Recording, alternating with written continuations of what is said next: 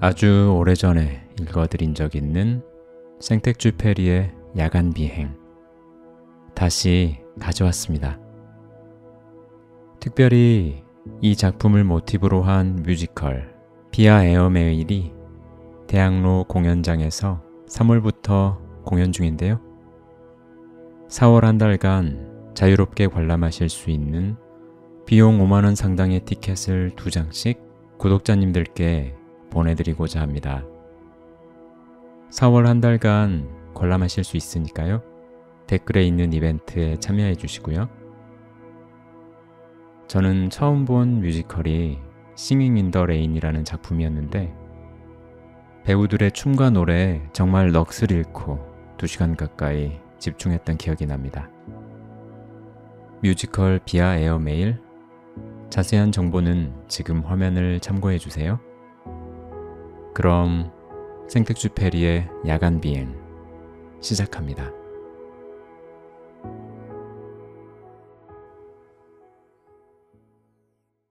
파타고니아, 칠레, 파라과이를 출발한 세대 우편기는 각각 남쪽, 서쪽, 북쪽에서 부에노스아이레스를 향해 돌아오고 있었다. 부에노스아이레스에서는 자정 무렵에 출발시킬 유럽행 우편기에 이 세대 우편기가 실어올 우편물들을 적재하기 위해 대기하고 있었다. 한 척의 진배 같은 비행기에 각자 몸을 싣고 어둠 속에서 명상에 잠긴 채 비행 중인 새 조종사는 폭풍우가 일거나 평화로운 하늘로부터 거대한 도시를 향해 천천히 내려올 것이다. 마치 일을 마치고 산에서 내려오는 벽지의 농부들처럼. 전 항공 노선을 총괄하는 책임자 리비에르는 부에노스아이레스 기항지의 착륙장을 서성이고 있었다. 그는 침묵을 지켰다. 이 세대의 우편기가 도착하기 전까지 그의 불안한 하루는 끝난 게 아니었다. 분단 위로 전보가 오자 리비에르는 자신이 운명으로부터 무언가를 탈취하고 모르는 부분을 줄이고 승무원들을 어둠에서 끌어내 해안으로 이끌고 있다고 느껴졌다. 자벽부 한 명이 무선국에서 온 소식을 전하려고 리비에르에게 다가왔다. 칠레 우편기가 부에노스아이레스의 불빛이 보인다고 연락해 왔습니다. 좋아. 리비에르는 곧 그 비행기 소리를 듣게 될 것이다. 마치 파고가 높은 신비의 바다가 오랫동안 쥐고 흔들어대던 보물을 해안에 토해내듯이 밤은 이미 한 대를 토해낸 것이다. 한참 뒤에 다른 2대도 밤으로부터 돌려받게 될 것이다. 그러면 오늘 하루가 마감되리라. 이윽고 이제 막 비행을 끝낸 승무원들은 자러 가고 대기 중이던 승무원들이 바통을 이어받을 것이다. 그러나 리비에르는 쉴 수가 없다. 이제 그는 유럽행 우편기 때문에 불안해질 테니까. 그는 항상 그런 식이다. 항상. 이 늙은 전사는 처음으로 자신이 지쳤다고 느끼고는 깜짝 놀랐다. 비행기의 도착은 전쟁을 끝내고 행복한 평화의 시대를 여는 그런 승리와는 전혀 다르다. 그에겐 유사한 수천 걸음에 앞서 내디딘 한 걸음에 지나지 않는다. 리비에르는 오래전부터 팔을 뻗쳐서 몹시 무거운 짐을 들어 올리고 있는 것 같았다. 휴식도 희망도 없는 노력이었다. 난 이제 늙었어. 자신의 유일한 행위에서 더 이상 위안을 찾을 수 없다면 그건 나이가 들었다는 뜻이었다. 그는 지금까지 한 번도 제기해 본 적이 없는 문제를 깊이 생각하고 있는 스스로가 놀라웠다. 그렇지만 그가 항상 의도적으로 멀리해왔던 모든 감미로운 것들이 우울하게 속삭이며 그에게 다가왔다. 그것은 잃어버린 대항이었다. 이 모든 것이 이토록 가까이에 있었던가? 그는 자신이 노년에 이를 때까지 인생을 감미롭게 해줄 모든 것들을 시간이 생기면 이라는 전제로 조금씩 미루었음을 깨달았다. 실제로 언젠가는 여유 시간을 가질 수 있을 것처럼 인생의 끝자락에서는 상상해온 행복한 평화를 얻게 될 것처럼 그러나 평화는 없었다. 어쩌면 승리도 없을 것이다. 모든 우편기가 최종적으로 도착하는 날이란 오지 않는다. 리비에르는 근무 중이던 늙은 정비반장 루루 앞에 멈추어 섰다. 루루는 40년 전부터 일해왔다. 그는 온 힘을 다해 일했다. 밤 10시나 자정 무렵에 귀가하는 그에게 집은 또 다른 세계도 도피처도 되지 못했다. 리비에르가 미소 띤 얼굴로 루루를 바라보자 루루는 무거운 표정으로 고개를 들고 푸르스름한 회전축을 가리키며 말했다. 이게 너무 꽉 조여 있어서 제가 조절해뒀습니다. 리비에르는 상반신을 기울여 그 회전축을 들여다보았다. 그는 직업의식이 발동해 한마디 했다. 이 부품들을 더 느슨하게 조절하라고 작업반에 말해야겠군. 리비에르는 잠시 기계의 마모된 흔적을 손가락으로 더듬어 보고는 다시 루루에게 시선을 돌렸다. 루루의 주름 많은 얼굴 앞에서 리비에르는 갑자기 우스꽝스러운 질문이 떠올라 미소를 지으며 물었다. 살면서 사랑에 빠져본 적 많나, 루루? 허허, 사랑이라. 소장님께서도 아시다시피. 그래, 자네도 나와 마찬가지로 시간이 없었겠지. 그리 많지 않았죠. 리비에르는 그 대답에 씁쓸함이 묻어나는지 어떤지 알고 싶어 그의 말투에 귀를 기울였다. 씁쓸함은 없었다. 이 남자는 자신의 지난 삶과 마주하며 이제 막 아름다운 판자 하나를 다듬고는 자, 다 됐군 이라고 말하는 목수처럼 조용한 만족감을 맛보고 있었다. 내 인생도 다 됐군. 리비에르는 생각했다.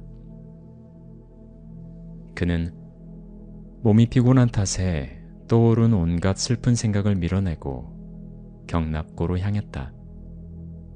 칠레에서 온 비행기가 요란한 소리를 내고 있었다. 멀리서 들려오던 엔진 소리가 차츰 가까워졌다. 소리가 무르익어갔다. 불이 켜졌다. 붉은색 항공 표지등이 켜지자 경납고, 무선 전신 철탑, 네모난 빈터가 드러났다. 축제가 준비되고 있었다.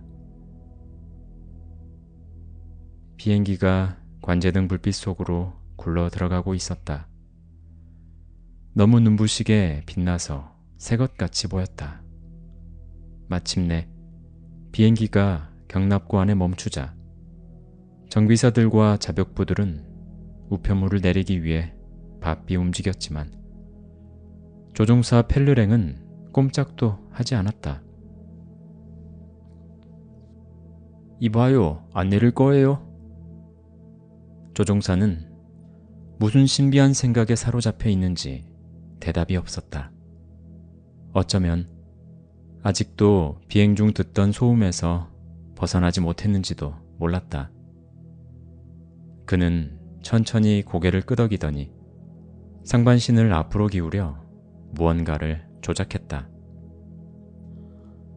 그는 마침내 상사와 동료들을 향해 돌아서더니 그들이 마치 자신의 소유물인 양 진지하게 바라보았다. 그는 그들의 수를 세어보고 측정해보고 무게를 가늠해보는 것 같았다. 그러고는 그들을 온전히 되찾았다고 생각했다. 또한 축제가 시작된 경납고 단단한 시멘트 활주로 그리고 더 멀리 활기찬 이 도시와 이곳의 여자들, 이곳의 열정까지도. 펠르랭은 이 사람들이 자신의 신하라도 되는 양 자기의 커다란 소나귀에 움켜쥐었다. 그는 그들을 만질 수 있고 그들의 말을 들을 수 있고 그들에게 요구를 할 수 있게 된 것이다. 처음에 그는 달 구경이나 하면서 태평하게 살고 있다고 그들에게 욕을 할 생각이었다. 그러나 그는 너그러운 사람이었다. 술이나 한 잔 사요. 펠르랭은 비행기에서 내려오며 말했다.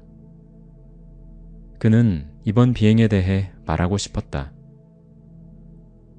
오늘 비행이 어땠는지 아신다면 정말이지. 그러나 그 말만으로도 충분하다고 생각했는지 그는 더 이상 말을 잇지 않고 비행복을 벗으러 나갔다.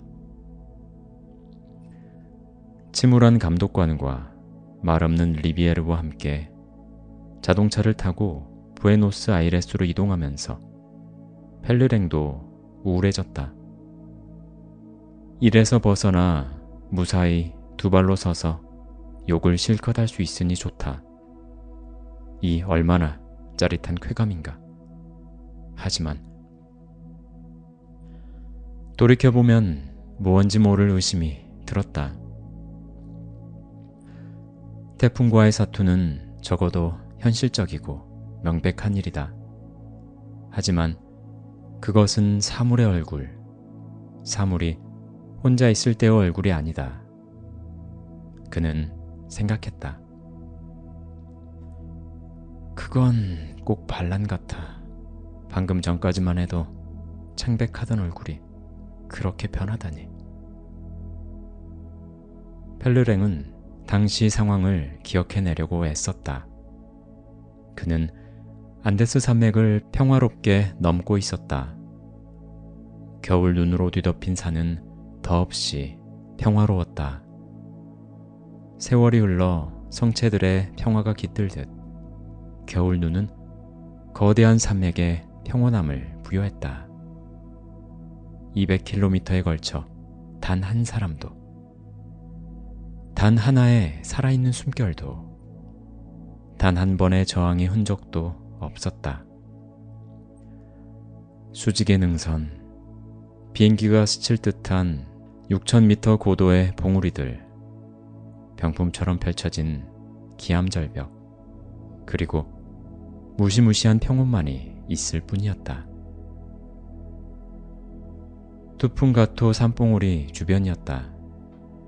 그는 기억을 더듬었다. 그렇다.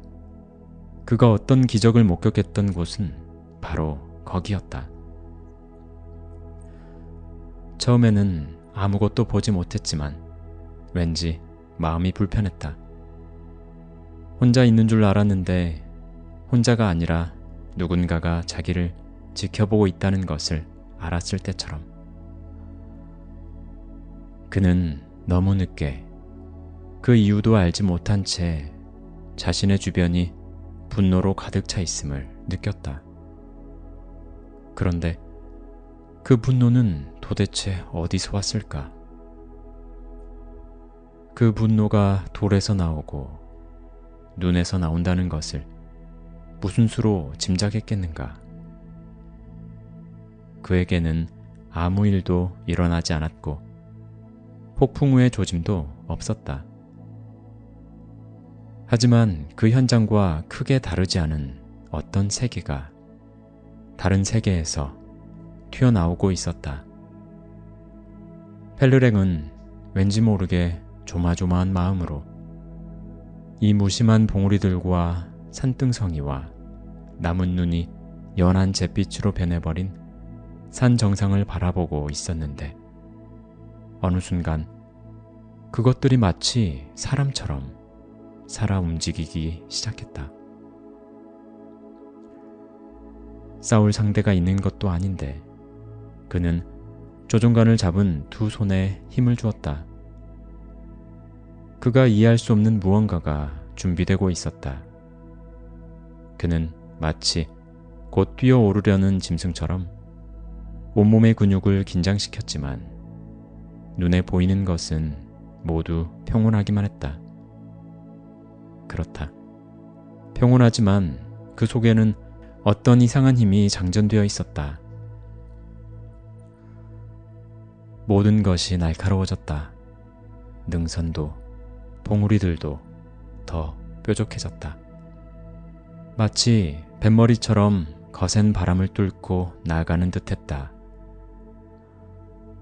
거대한 군함이 전투를 위해 유리한 위치를 잡을 때처럼 그의 주위를 맴돌며 떠다니는 것 같았다.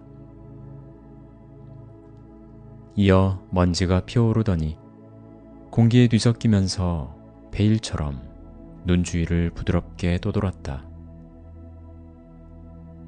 그때 그는 만일의 경우에 대비해 빠져나갈 길을 찾으려고 뒤돌아보고는 몸서리를 쳤다. 뒤편으로 안데스 산맥 전체가 부글부글 끓어오르는 듯했다. 난 이제 죽었군. 앞쪽에 있는 봉우리에서 눈이 솟구쳐 올랐다.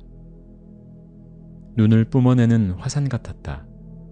이어서 약간 오른쪽에 있는 두 번째 봉우리에서도 그리고 다른 모든 봉우리에서도 눈이 솟구쳤는데 마치 눈에 보이지 않는 봉화주자가 봉우리마다 불을 붙이고 지나간 것처럼 차례로 불타올랐다. 이렇게 공기의 소용돌이가 한바탕 일고 나자 조종사를 둘러싼 산들이 요동치기 시작했다.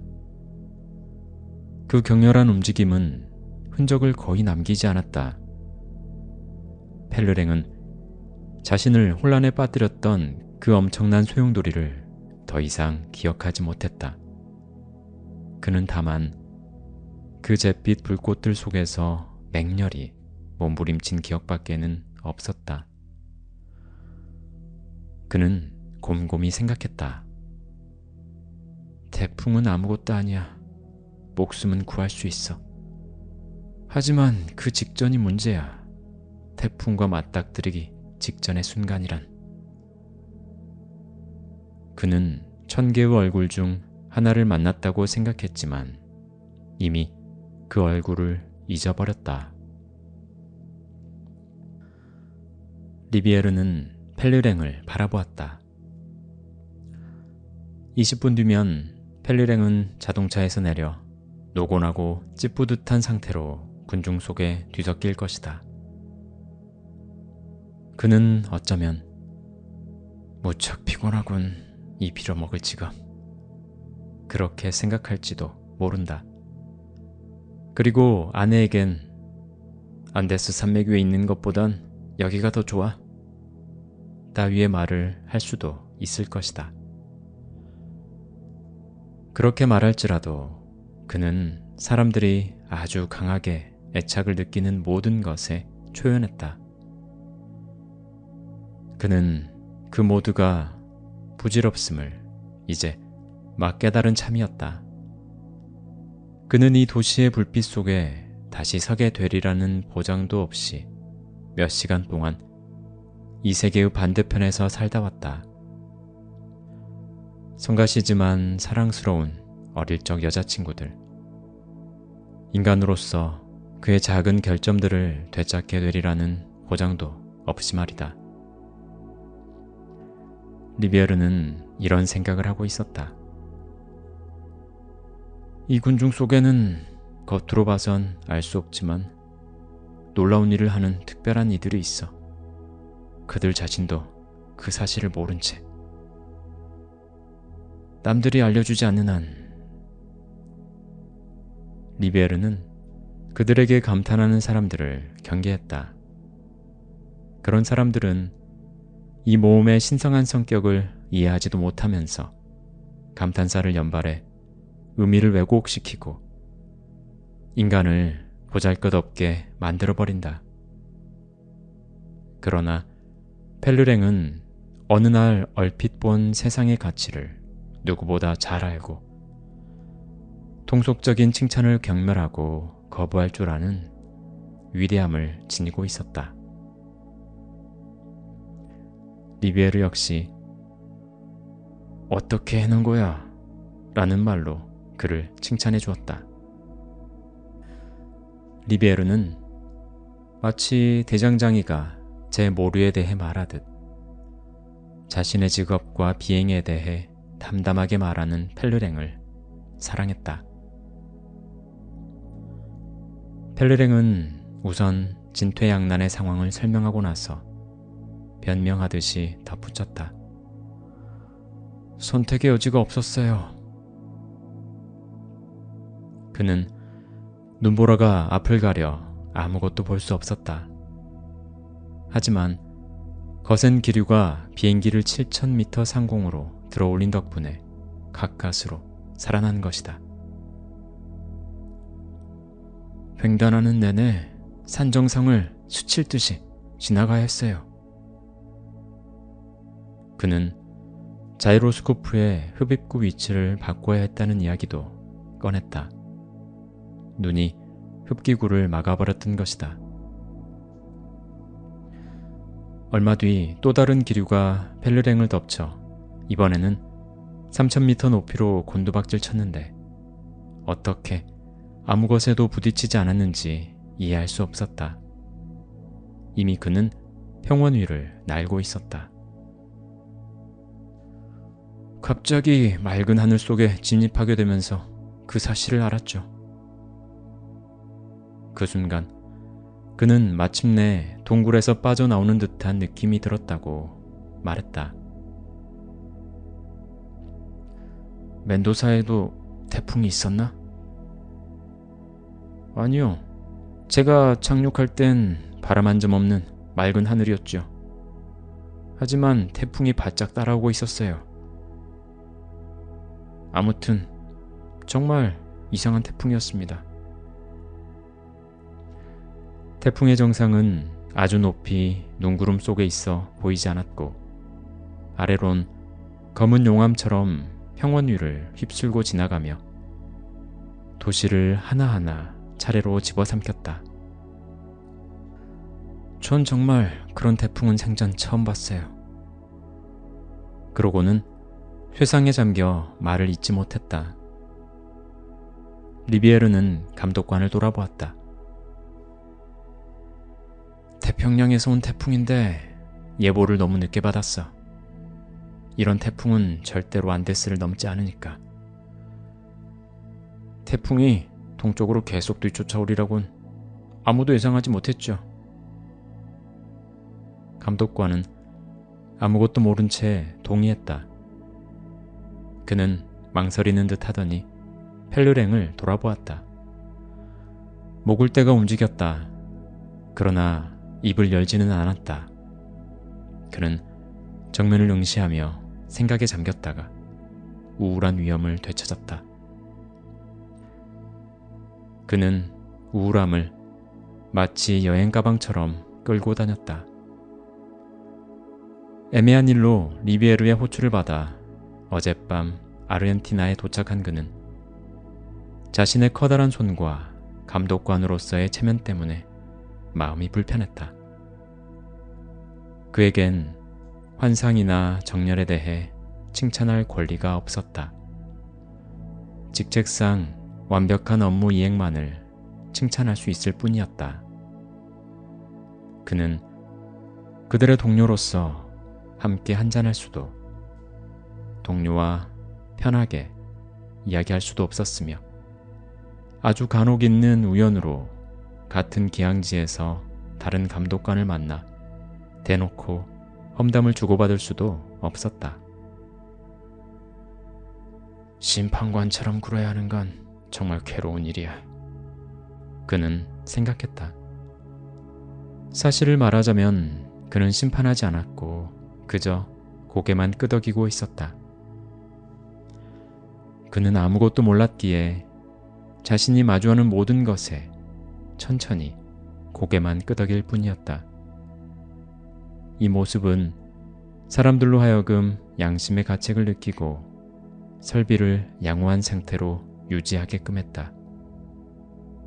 감독관은 결코 사랑받지 못했다. 그는 사랑받기 위해서가 아니라 보고서를 작성하기 위해 존재했다. 그는 리비에르로부터 로비노 감독관님은 우리에게 시 말고 보고서를 제출해 주셨으면 합니다. 직원의 열정을 고무시키는 일에 자신의 능력을 발휘해 주시길. 이라는 메모를 전달받은 후로 새로운 방법과 기술적 해결책을 제안하는 것을 그만두었다. 그 후 그는 인간의 약점에 매달렸다. 술 마신 정비사, 밤을 꼬박 세운 비행장 책임자, 그리고 불시착한 조종사들에게서. 리비에르는 그에 대해 이렇게 말했다. 영리하진 않지만 두루 쓰임새가 많은 사람이지. 어느 날 리비에르는 이렇게도 말했다. 로비노, 늦게 출발한 사람들에겐 정시 출발 시에 특별수당을 지급하지 말게. 불가항력인 경우에도 말입니까? 안개 때문에도요? 어떤 경우에도 마찬가지일세. 로비노는 강한 상사를 모신다는데 자부심을 느꼈다. 그리고 로비노 자신도 남의 감정을 상하게 할 수도 있는 그런 능력에서 위험을 이끌어낼 것이었다. 그는 나중에 비행장의 책임자들에게 그 말을 그대로 되풀이했다. 당신은 6시 15분에 비행기를 출발시켰으니 특별 수당을 지급할 수 없소. 하지만 로비노 씨, 5시 30분엔 10m 앞도 볼 수 없었다고요. 이건 규칙이요. 하지만 안개를 빗자루로 쓸어낼 수도 없는 거잖아요. 로비노는 수수께끼 같은 자신을 방패로 삼았다. 그도 관리자에 속했다. 팽이처럼 움직이는 자들 가운데 그만이 사람들을 벌주어 시간을 엄수하도록 만들 수 있음을 이해하고 있었다. 리비에르는 생각했다. 규칙이란 종교 의례와 비슷해서 부조리해 보이지만 한편으론 사람을 지켜주는 거지. 정당한가 부당한가의 문제는 리비에르에겐 아무런 상관이 없었다. 어쩌면 이런 말은 그에게 아무 의미도 없을지 모른다. 사실 그는 사람들을 엄격하게 다스려 굴복시키려는 것이 아니라 그들 자신을 뛰어넘게 할 생각이었다. 어떤 이유로든 출발 시간을 지키지 못하면 무조건 벌을 주는 것은 부당한 일이었지만 모든 기항지에서 정시 출발을 하도록 긴장하게 만드는 효과가 있었다. 그는 이런 의지를 창출해냈다. 날씨가 나쁜 날을 쉬는 날로 여기고 좋아하도록 내버려두지 않아서 리비에르의 직원들은 조마조마해하며 날씨가 개기를 기다렸고 이륙이 지연되는 것을 수치스럽게 여겼다. 리비에르는 가끔 이렇게 말하곤 했다. 저들은 행복하다네. 자기가 하는 일을 사랑하니까. 내가 혹독하게 군 덕분에 저들이 자기 일을 사랑하게 된 거지. 어쩌면 그들을 고통스럽게 했는지도 모르지만 리비에르는 그들에게 강렬한 기쁨도 주었다. 그들이 삶을 향해 나아가도록 내가 밀어줘야 해. 그는 생각했다. 자동차가 도심으로 들어서자 리비에르는 회사 사무실로 향했다. 그날 저녁 로비노는 무척 피곤했다. 그는 정복자 펠르랭 앞에서 자신의 삶은 초라하다는 것을 깨달았다. 그는 감독관이라는 직함과 권위를 지녔음에도 자동차의 한쪽 구석에 눈을 감은 채 웅크리고 앉은 기름때로 손이 시커먼 이 남자보다 자신이 가치가 없다는 생각이 들었다. 로비노는 처음으로 감탄했고 이 사실을 말하고 싶었다. 펠르랭과 친구가 되고 싶었다.